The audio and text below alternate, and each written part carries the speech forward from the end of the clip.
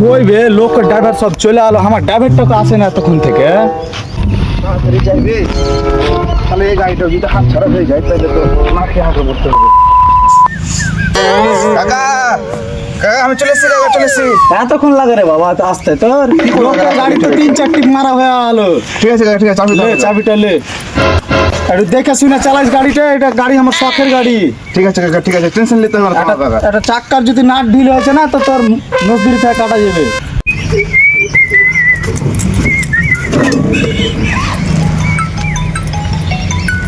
এই সালা সাইত না ঠিক করে।